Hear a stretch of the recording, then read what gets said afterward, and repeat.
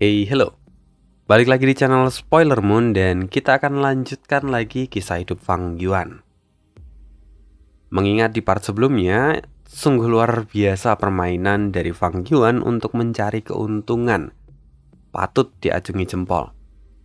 Bahkan dia sampai membuat Feng Jiuge ragu akan analisisnya sendiri. Dan apakah sungguh nanti Fang Yuan dapat lolos dari Feng Jiuge? Mari kita sambung ceritanya di part 158. Lelang kembali dilanjutkan dan setelah itu semua Gu Immortal yang ada di katalog akhirnya terjual. Sekarang kita akan memasuki sesi ketiga, sesi utama di dalam lelang ini. Di mana sesi ini nanti akan melelang warisan sejati dari jalur kebijaksanaan peninggalan dari The Great Sun.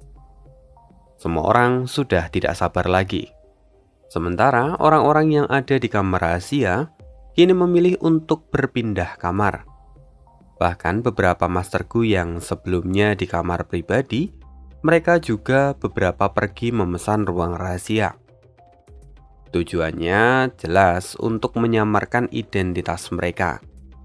Karena ketika mereka nanti membeli atau menjual barang yang berharga, jelas merekalah yang akan menjadi incaran dari para hiena yang ada di luar.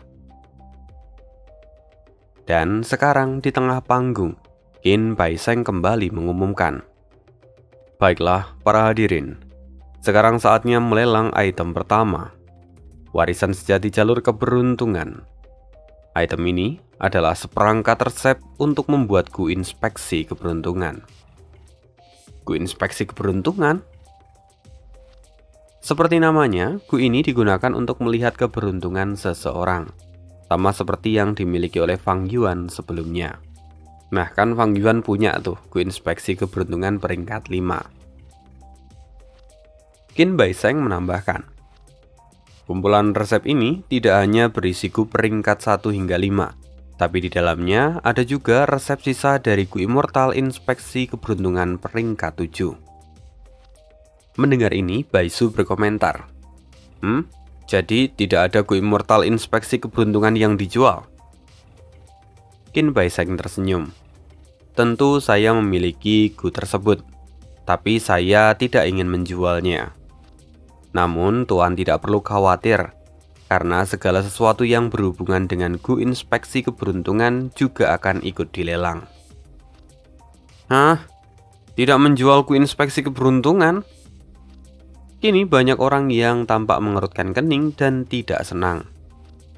Mendengar itu, Qin Baiseng lalu menjawab, "Tuan-tuan harus ingat bahwa ini hanya Gu keberuntungan peringkat 6. Karena itu tentu saya memiliki cukup kemampuan untuk melindunginya. Namun, jika saya menjualnya, apakah sebagian dari kita yang ada di sini bisa melindunginya? Gu ini seperti batu panas yang dapat membahayakan pemiliknya. Bagaimanapun, ada banyak orang yang serakah dan ingin mengambilnya. Bukankah begitu, Guorong?" Qin Baiseng sengaja menyebut nama Master Gu yang tadi merasa tidak puas. Dan ya, pada akhirnya, Qin Baiseng mengadakan pelelangan ini memang untuk melindungi dirinya sendiri. Dia mau menjual apa yang tidak bisa ia lindungi dengan kemampuannya. Dan dia tentu akan mengambil yang bisa dia lindungi. Ya, dia sengaja melemparkan tulang yang mungkin akan memancing kawanan anjing, sembari tetap menjaga beberapa potong daging untuk dirinya sendiri. Dan pada akhirnya tentu tidak ada yang protes lagi tentang masalah ini. Karena itu lelang pun dilanjutkan. Qin Baiseng lalu menambahkan lagi, karena lelang ini tidak melibatkan Gu Immortal, maka tuan-tuan dapat menggunakan sumber daya apapun untuk menukarnya. Bahkan, Anda juga dapat menukarnya dengan esensi abadi atau bahan penyempurnaan yang ada di dalam daftar. Qin Baiseng lalu menunjukkan sebuah daftar yang berisikan material-material khusus. Namun, jika dilihat dari isinya, daftar itu sepertinya bukan untuk menyempurnakan Gu, melainkan sebagai makanan untuk Gu Immortal. Ini sungguh bisa dipahami, karena memang Qin Baisheng bukanlah Master Gu dari jalur penyempurnaan. Jadi, dia itu lebih fokus untuk mendapatkan makanan untuk memberi makan Gu miliknya. Karena itu, segera Selusin Master Gu mengajukan penawarannya. Suasana pun semakin memanas. Sementara Qin Baisheng yang melihat harganya terus naik, dia tampak sangat gembira. Ya, pengaturan yang ia buat memang sungguh bekerja dengan baik. Sementara untuk Fang Yuan, dia sebelumnya juga mengajukan tawaran. Namun saat harganya semakin tinggi, dia memilih untuk mundur. Mengapa? Karena Fang Yuan sendiri sudah memiliki Gu Inspeksi Keberuntungan peringkat 5. Lalu, dia juga tidak akan bisa menyempurnakan Gu Inspeksi Keberuntungan peringkat 7 saat ini. Jadi, dia lebih memilih untuk tidak melanjutkan penawaran itu. Sementara untuk orang-orang yang adalah para petinggi klan di dataran utara dan juga tentu adalah Feng Yuge di dalam sana, mereka masih terus bersaing dengan intens. Karena memang Gu ini itu akan sangat berguna bagi mereka. Gu Inspeksi Keberuntungan itu akan merubah standar penilaian pada para Master Gu ketika mereka dibangkitkan. Bagaimanapun sampai saat ini, standar penilaian yang dilakukan itu hanya dari tingkat bakat yang mereka miliki. Mereka yang punya bakat kelas A ataupun B jelas akan dihormati dan dilatih secara khusus, bahkan diberikan bahan-bahan khusus. Karena memang merekalah yang punya kesempatan besar untuk berkembang dan menjadi tetua atau Master Gu tingkat tinggi. Sementara untuk yang memiliki bakat kelas C atau di bawahnya, mereka akan diabaikan. Padahal faktanya, ada banyak kasus yang mana Master Gu dari bakat C atau bahkan manusia biasa, mereka tiba-tiba bangkit dan kemudian terus mengalami perjumpaan dengan keberuntungan milik mereka. Pada akhirnya, mereka kemudian berhasil mencapai ranah immortal dan menjadi orang yang sangat berpengaruh. Tentu, ini tidak sesuai dengan standar penilaian dari klan ataupun dari sekte yang ada sekarang. Maka bisa disimpulkan, memang ada faktor lain yang harus diperhitungkan, dan faktor itu tidak lain adalah keberuntungan. Selama sekte atau klan dapat melihat bakat anak dan juga melihat tingkat keberuntungan mereka, tentu itu akan menjadi peluang besar guna meningkatkan kekuatan dari sekte atau klan. Setelah melihat potensi dari kumpulan resep ini, harga dari resep itu pun mencapai tingkatan yang luar biasa tinggi. Bahkan nilainya sendiri hampir setara dengan sebuah Gu Immortal. Lalu kemudian, pada akhirnya Yao Huang, dialah yang mendapatkan resep ini. Lagi pula memang banyak orang yang tidak ingin menyinggung Yao Huang. Jadi sebagian besar akhirnya menyerah dan memilih untuk mundur. Setelah itu, Qin Baisheng melanjutkan ke item yang kedua. Item kedua ini adalah sebuah Gu Immortal peringkat 7. Namanya Gu Pembali Keberuntungan. Seperti namanya, Gu ini dapat mengubah nasib buruk seseorang menjadi keberuntungan. Gu ini jelas bermanfaat. Karena itu ada banyak Gu Immortal peringkat 7 dan 8 yang mulai mengajukan penawaran. Bahkan sejujurnya Fang Yuan sendiri sangat menginginkan Gu ini. Karena memang Gu ini sangat cocok dengan Spring Autumn Cicanda. Dimana kita tahu bahwa kelemahan dari Spring Autumn Cicanda itu adalah memberikan kesialan bagi penggunanya. Jika Fang Yuan memiliki Gu ini, maka kelemahan Spring Autumn Cicanda itu dapat teratasi. Dan bahkan itu dapat dirubah menjadi keberuntungan. Ini jelas adalah pasangan Gu yang cocok untuk Spring Autumn Cicanda. Namun, dengan keterbatasannya saat ini, Fang Yuan tidak bisa bersaing.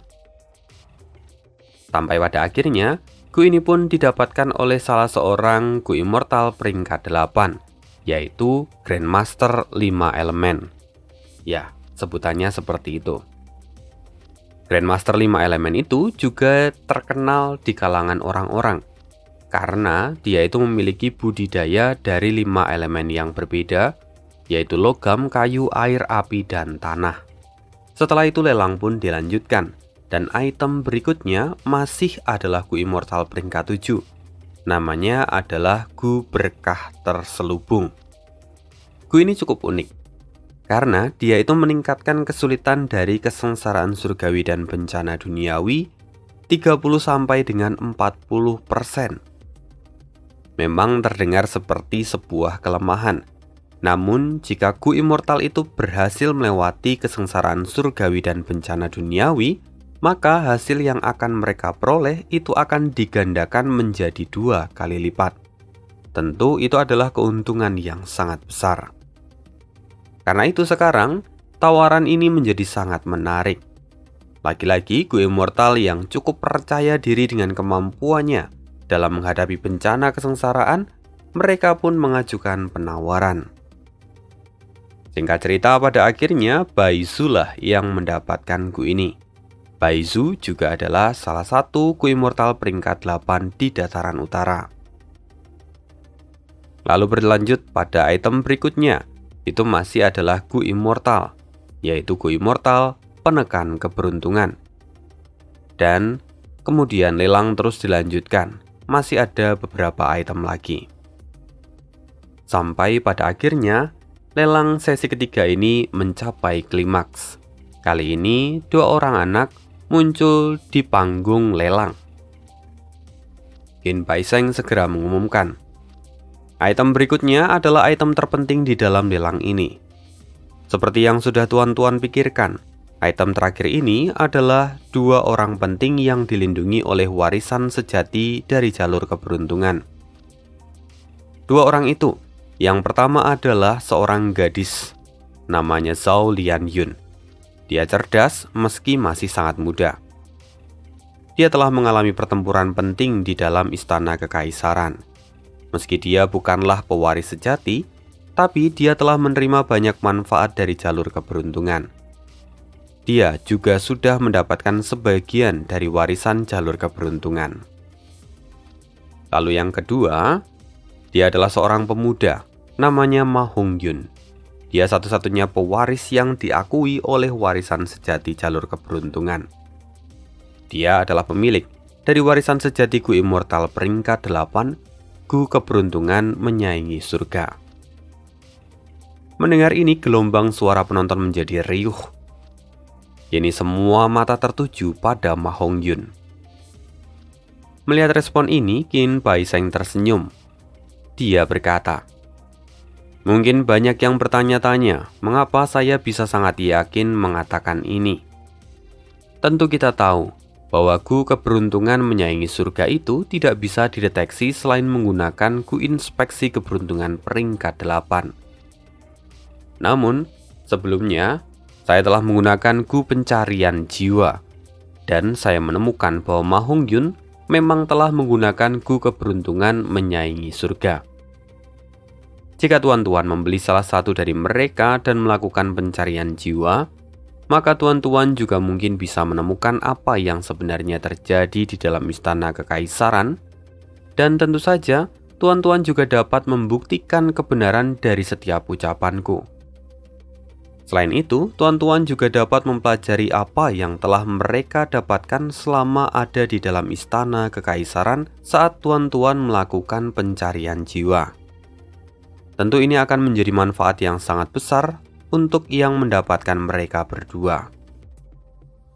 Dan tentu saja yang paling penting, kalau tuan-tuan melakukan penyempurnaan terbalik dengan menggunakan bahan pemuda ini, maka tuan-tuan bisa mendapatkan keberuntungan menyaingi surga dan menjadi milik dari tuan-tuan yang mendapatkannya. Mendengar ini tentu mata semua orang berbinar, penuh dengan keserakahan. Qin Baisheng berkata lagi, "Baiklah kalau begitu, mari mulai saja lelangnya. Menurut saya, kedua anak ini adalah harta utama yang mewakili esensi warisan sejati jalur keberuntungan. Karena itu, silakan berikan tawaran terbaik tuan-tuan. Tidak ada harga dasar untuk mereka. Tuan-tuan dapat menawar salah satu atau langsung keduanya. Tuan-tuan dapat juga menggunakan esensi abadi ataupun material yang lain. Mendengar ini tanpa pikir panjang, orang-orang langsung menaikkan harga. Mulai dari 300 esensi abadi, tiba-tiba melonjak menjadi 30.000 esensi abadi. Yang mengajukan penawaran itu tidak lain adalah Feng Jiuge. Dia gila karena langsung menaikkan 100 kali lipat dari tawaran awal. Namun tentu ini belum selesai. Para Master Gu peringkat 7 dan 8 langsung ikut bersaing. Sementara para Master Gu peringkat 6 rupa-rupanya hanya bisa menonton di pojokan. Fang Yuan sendiri tidak bisa melakukan apapun. Dia hanya bisa mengamati pelelangan ini. Sampai pada akhirnya, Ma Hongyun dan Zhao Lianyun pun terjual. Mereka terjual terpisah. Ma Hongyun didapatkan oleh Sui Hu, pemimpin pertama dari pegunungan bersalju. Sementara Zhao Lianyun berhasil didapatkan oleh Feng Jiuge. Tentu, harga keduanya memang sangat tinggi, dan keduanya menduduki peringkat 1 dan 2 dari keseluruhan lelang yang sudah dilakukan. Karena itu Qin Baiseng pun merasa sangat puas.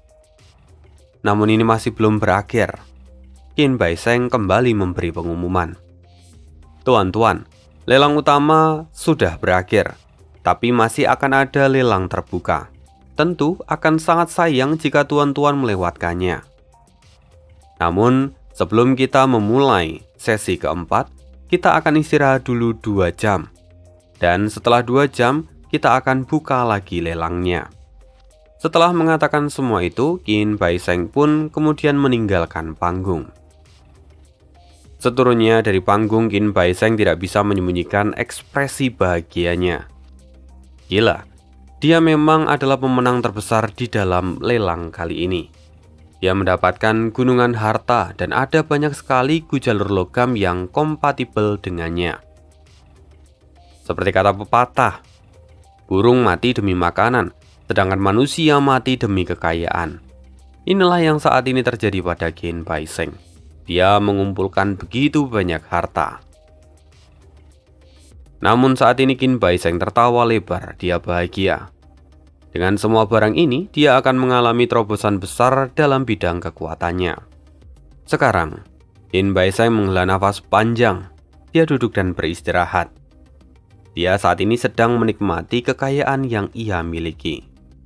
Tapi tentu tidak hanya itu yang Qin Baiseng lakukan. Jujur, kali ini dia beristirahat karena dia ingin memberi jeda kepada para Master Gu Immortal. Qin Baiseng memang memiliki niatannya sendiri. Sesungguhnya pada waktu itu dia memberikan kesempatan pada para Master Gu yang berkumpul untuk saling berkomunikasi dan berinteraksi. Tentu saja mereka juga dapat mengevaluasi dan melihat lagi kekayaan yang mereka punya untuk melanjut ke babak berikutnya. Ini mungkin terdengar sepele, namun bagi para Master Gu, ini adalah waktu yang sangat penting. Karena itu, Qin Baiseng pun dinilai sebagai penyelenggara yang sangat baik. Singkat cerita, waktu terus berputar dan 2 jam pun terlewati. Qin Baiseng kini kembali naik ke atas panggung. Dia kemudian mengumumkan dimulainya lelang terbuka. Sebelum itu, para Master Gu yang ingin mengajukan lelang diminta mengajukan nama barangnya. Dan sistemnya sama seperti lelang Gu Immortal sebelumnya, di mana mereka akan dipilih menggunakan Gu Fana. Setelah semua terkumpul, lelang akhirnya dimulai. Memang, pada lelang terbuka ini, kualitas barang yang ditawarkan sangat variatif. Mulai dari material abadi sampai dengan tanah terberkati, atau bahkan resep gerakan pembunuh dan juga rumah Gu. Saat sampai pada giliran Fang Yuan, sudah ada 30 putaran yang telah berlalu. Qin Baiseng kemudian mengumumkan, ruang rahasia ke-37 menjual tawanan Gu Immortal. Qin Baiseng menunjukkan Gu Immortal yang tertidur di dalam peti mati awan. Segera aula lelang menjadi riuh lagi. Ini hal yang wajar. Secara umum,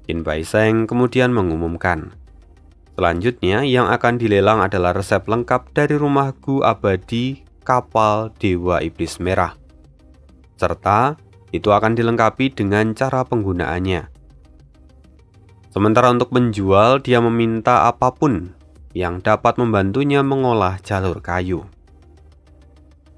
Serentak, orang-orang yang baru keluar dari aula putar balik lagi dan duduk kembali. Di sisi lain, ekspresi Yin Liugong dan Komandan Naga Yecha terlihat sangat kusam. Bagaimanapun sebelumnya aliansi zombie sudah siap membayar resep ini. Tapi rupa-rupanya di tengah jalan, penjual membatalkan kesepakatan secara sepihak. Bahkan menjualnya di tengah lelang. Segera penawaran diajukan. Ada berbagai macam item yang ditawarkan. Harga penawarannya terus naik.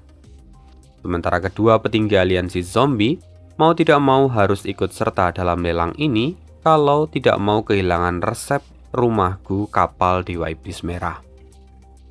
Aku akan membayar dengan Gu Immortal dari jalur kayu. Tiba-tiba perwakilan dari klan Meng menaikkan tawaran.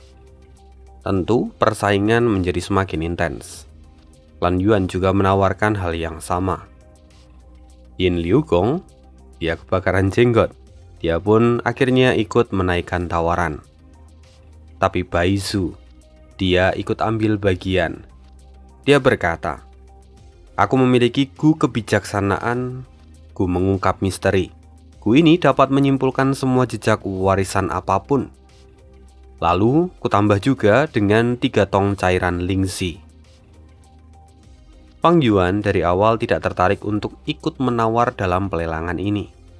Lagi pula, dia tidak punya kekuatan untuk menjaga kapal Dewa Iblis Merah setelah keluar dari tanah terberkati milik Qin Baisheng. Karena itu, dia hanya berniat menonton pelelangan ini. Namun, siapa sangka dia malah menemukan sesuatu yang sangat menarik di sini. Dia mendengar penawaran yang diajukan oleh Baizu. Sementara itu, melihat harga yang terus naik dan telah melewati penawaran dari aliansi zombie sebelumnya, sang penjual pun tertawa keras dari ruang rahasia miliknya. "Lihat, daya tarik dari resep kapal Dewa Iblisku ini. Aliansi zombie, kalian sangat pelit. Penawaran ini bahkan jauh lebih tinggi daripada yang kalian mampu bayarkan." Teriak penjual itu sambil mengejek. Mendengar ini tentu saja wajah Yecha dan Yin Liugong tampak gelap. Sementara di sisi lain Fang Yuan, dia tampak sedang berpikir. Saat ini dia memiliki 4 tawanan Gu, 1 peringkat 7 dan 3 peringkat 6. Dan kebetulan ketiganya itu berasal dari jalur kayu. Fang Yuan berpikir, haruskah dia menukarkan keempat tawanan ini dengan Gu Immortal yang ditawarkan oleh Baizu? Tapi jika dia melakukannya, kemungkinan besar Baizu akan menolaknya karena dia tidak butuh dengan keempat tawanan Gu Immortal itu. Di lain sisi, jika Baizu pun mau menerimanya, maka Fang Yuan akan mengalami kerugian. Tapi, sejujurnya mengapa Fang Yuan sangat menginginkan Gu ini? Semua itu karena ingatannya di kehidupan sebelumnya. Fang Yuan tahu bahwa Gu Immortal mengungkap misteri ini itu akan menjadi inti dari gerakan pembunuh dari jalur mimpi yang sangat melegenda. Di masa depan, keberadaannya akan menjadi sangat penting untuk menaklukkan alam mimpi. Karena itu, sekarang Fang Yuan berpikir keras sambil mengetuk-ngetuk tempat duduk yang ia duduki. Jika aku bisa mendapatkan Gu ini, aku bisa mengumpulkan material Gu dari alam mimpi dan menyempurnakan berbagai Gu fana. Meskipun itu akan memakan waktu, tapi jika aku berhasil membuat gerakan pembunuh dari jalur mimpi, tentu itu akan mendatangkan keuntungan yang sangat besar. Ini adalah kesempatanku untuk menebus kesalahanku di kehidupan sebelumnya. Di kehidupan ini, aku akan menjadi yang terdepan untuk mengeksplorasi alam mimpi. Mata Fang Yuan kini dipenuhi dengan tekad. Sementara Fang Yuan berpikir, tawaran saat ini terus naik. Banyak orang yang memilih mundur. hingga akhirnya hanya tersisa Baisu, pemimpin klan Murong, dan Gu Immortal peringkat 8 dari Laut Timur. Ini mereka mengalami kebuntuan, tidak bisa lagi menaikkan tawarannya. Maka kini semua akan bergantung pada keputusan dari penjual, siapa yang akan dipilih. Fang Yuan dengan cepat menghubungi Qin Bai Sheng untuk menyampaikan pesannya pada sang penjual. Ya, memang yang Fang Yuan hubungi kali ini adalah penjual dari kapal Dewa Iblis Merah, bukan Baisu. Fang Yuan berpesan, dia ingin melakukan transaksi dengan penjual itu. Jadi, Fang Yuan ingin penjual itu memilih Baisu, lalu kemudian dia akan menukar Gu mengungkap misteri yang ia dapatkan dari Baisu dengan 3 buah tawanan Gu Immortal yang memiliki jalur kayu. Tentu itu akan sangat berguna bagi sang penjual. Nah, yang menarik sebenarnya, ketiga tawanan Gu Immortal ini itu adalah trio Huahai.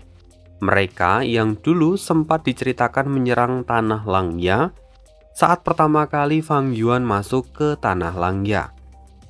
Dan rupanya kegunaan mereka itu ada di pertemuan kali ini. Ya, kurang lebih sudah ada 300 chapter yang lalu. Callback-nya memang sangat jauh, dan ini juga menjadi bukti kelebihan dari si penulis dalam merancang tulisannya. Dan karena ketiga tawanan itu adalah jalur kayu, tentu itu akan sangat bermanfaat bagi tanah terberkati milik penjual kapal Dewa Iblis Merah. Jelas bahwa penjual itu tidak bisa menolak permintaan Fang Yuan. Dia akhirnya memilih tawaran dari Baisu. Akhirnya, Baisu pun mendapatkan resep kapal Dewa Iblis Merah.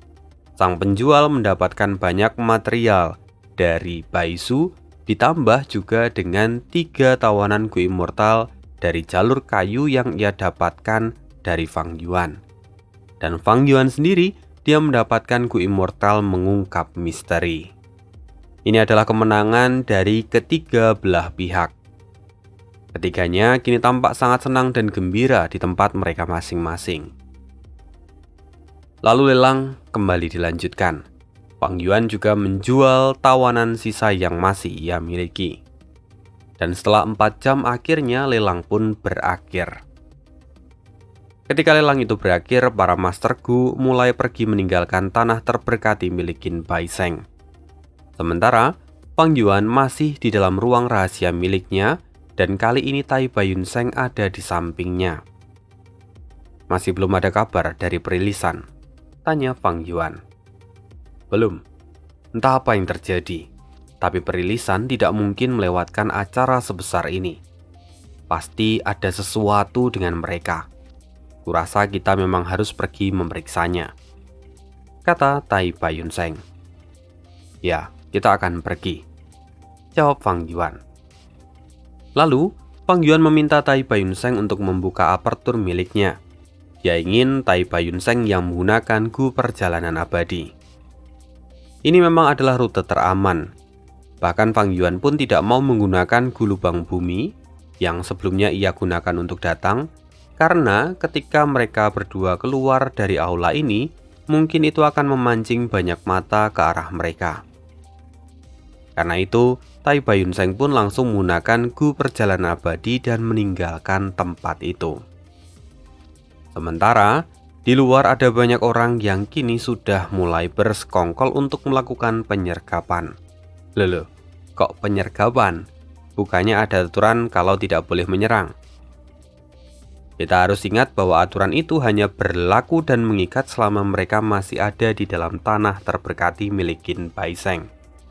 Lalu, ketika mereka keluar, maka semuanya akan menjadi alam liar. Beberapa orang yang pandai akan menarik hati yang lain dan mengurangi konflik. Misalnya saja Sue Hu, yang mana dia kemudian mengajukan undangan untuk siapapun yang mau ikut dengannya. Mereka pergi ke puncak gunung bersalju. Sue Hu itu adalah yang mendapatkan Ma Hongyun, jadi dia tidak ingin membuat banyak keributan.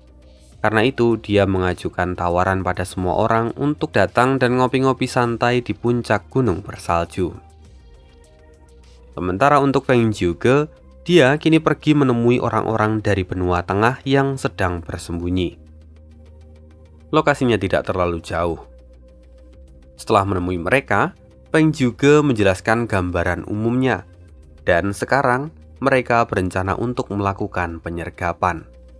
Target penyergapan mereka kali ini tidak lain adalah Qin Baisheng. Sebelum Feng Zhuge bersama yang lainnya mulai menyergap, kita lihat sisi yang lain bahwa rupanya di sana juga ada yang sudah melakukan penyergapan. Ada satu orang yang dihadang oleh 3 orang. Dan alangkah terkejutnya ketika orang-orang yang menghadang itu, salah satunya adalah orang yang berasal dari jalur kebenaran, yaitu He Cheng. Jadi 3 orang itu adalah He Cheng, Jiang Yu, dan Sui Songxi. Kali ini, He Cheng akhirnya menunjukkan dirinya setelah sekian lama tidak terlihat. Mereka kali ini menyergap perwakilan dari klan Chan Yu, yang mana klan Chan Yu itu sebelumnya mendapatkan telur gajah kayu suci. Dan pada akhirnya pertarungan di antara mereka pun tidak terhindarkan. Namun, melawan 3 orang ahli sekaligus tentu itu membuat Chan Yu sangat kewalahan. Mereka terus bertarung, dan kita akan pindah juga ke beberapa kilometer dari tempat itu, yang mana di sana juga sudah terjadi pertarungan. Saat ini seorang pria bertarung dengan beberapa orang sekaligus. Meskipun pria itu sendirian, tapi pria itu cukup cakap dan dapat menghindari banyak kerugian. Sementara sisi lawan, mereka yang bekerja sama justru ada beberapa yang sudah terluka. Sampai kemudian, seorang pria yang sedari tadi tidak ikut bertarung dan hanya mengamati dari belakang, dia akhirnya maju. Dia lalu berkata, "Seperti yang diharapkan dari ahli terkenal di dataran utara. Bahkan setelah rekan-rekanku bekerja sama, kamu masih bisa melukai 3 orang di antara kami." Pria itu tersenyum, dan kemudian terlihatlah wajah pria itu yang tidak lain adalah Feng Zhuge. Dan orang yang disergap tentu tidak lain adalah Qin Baisheng. "Siapa kalian ini bajingan? Berani kalian menyerangku tiba-tiba? Kalian pasti bukan dari dataran utara," teriak Qin Baisheng dengan marah. Feng juga tersenyum. "Seperti yang kau katakan, kami memang tidak berasal dari tempat ini." Sekarang, Qin Baisheng, mari rileks sedikit. Sejujurnya aku hanya ingin bertanya beberapa hal, dan setelah kau menjawabnya, kau bisa pergi. Apa? Kau ingin aku menyerah dengan mudah? Bah! Orang luar daerah berani menyusup ke tanah kami, dan sekarang kalian ingin membuat aku menyerah? Kalian pikir aku ini apa? Pengecut? Maju! Bahkan jika aku mati, aku pasti akan menyeret setidaknya 1 orang di antara kalian untuk mati bersamaku. Qin Baisheng kini terus marah dan meledak-ledak. Sementara Feng juga dia menghela nafas panjang. Baiklah kalau begitu. Feng juga menoleh ke samping dan berkata pada yang lain, "Kalian bisa mundur. Aku akan mengurus orang ini sendiri." Mendengar itu, para ahli yang lain pun segera mundur. Feng juga melihat Qin Baisheng dan berkata, "Aku hanya akan menyerangmu dalam 1 lagu. Jika kamu bisa bertahan sampai akhir, maka aku akan melepaskanmu." 1 lagu? Kau terlalu percaya diri. Aku telah melawan begitu banyak orang kuat. Apalagi kau hanya peringkat 7. Sebelumnya tidak ada dari mereka yang ada di peringkat 7 dapat mengalahkanku setelah beberapa pukulan. Sekarang bagaimana bisa kau menjadi sangat arogan di depanku?" Qin Baisheng mencibir. Namun Feng juga tersenyum. Dia berkata, "Ketika aku masih muda, aku sangat menyukai musik, dan aku punya cita-cita besar. Aku ingin menciptakan 9 lagu. Sementara saat ini aku sudah menciptakan 6. Akan kunyanyikan 1 lagu untukmu. Dan selama itu jika kau bisa bertahan, maka aku akan mengaku kalah dan kau bisa pergi. Tapi jika kau tidak bisa bertahan, maka kau yang kalah dan kau harus menjawab pertanyaanku. Mendengar itu, tawa Qin Bai Sheng semakin liar. Aku tidak tahu dari mana rasa percaya dirimu itu datang. Tapi jika memang itu maumu, maka aku akan meladenimu. Namun sebelum mulai, perkenalkan dirimu dengan benar. Memang benar, bagi seorang petarung, mengenal satu sama lain itu adalah bentuk penghormatan. Karena itu Feng Zhuge lalu menjawab, "Aku Feng Zhuge, Ku Immortal dari Sekte Afinitas Roh." Mendengar ini, ekspresi Qin Bai Sheng berubah menjadi serius. Ia berkata, "Jadi, ini dasar dari rasa percaya dirimu. Rupanya kau adalah sang ahli nomor 1 di antara 10 sekte kuno di benua tengah. Oke, aku terima tantanganmu. Akan kujawab pertanyaanmu jika sampai aku tidak bisa menahan seranganmu dalam 1 lagu." Mendengar itu akhirnya Feng Zhuge mulai bersenandung, dan aura yang kuat segera menerpa Qin Bai Sheng. Bahkan, jika mereka itu sama-sama peringkat 7, tapi saat ini Qin Bai Sheng merasakan tekanan yang luar biasa. Feng juga segera maju, dan akhirnya mereka pun bertarung. Pertarungan itu sungguh di luar ekspektasi Qin Bai Sheng. Dia menerima puluhan pukulan tanpa bisa membalas sedikit pun. Setiap serangan dari Feng Zhuge benar-benar terasa berat, dan akhirnya sebelum Feng Zhuge menyelesaikan lagunya, Qin Bai Sheng terjatuh dan dia tampak terengah-engah. Dia tidak bisa bertahan. "Aku menyerah. Tanyakan apa saja yang kau mau, tapi aku hanya akan menjawab 3 pertanyaan," kata Qin Bai Sheng dengan wajah suram. Mendengar itu Feng juga tersenyum. Dia berkata, "3 pertanyaan itu pun sudah cukup. Tapi sebelum aku mulai bertanya, salah satu dari kami akan menggunakan gu kristal yang tak berwarna untuk mendeteksi kebohongan.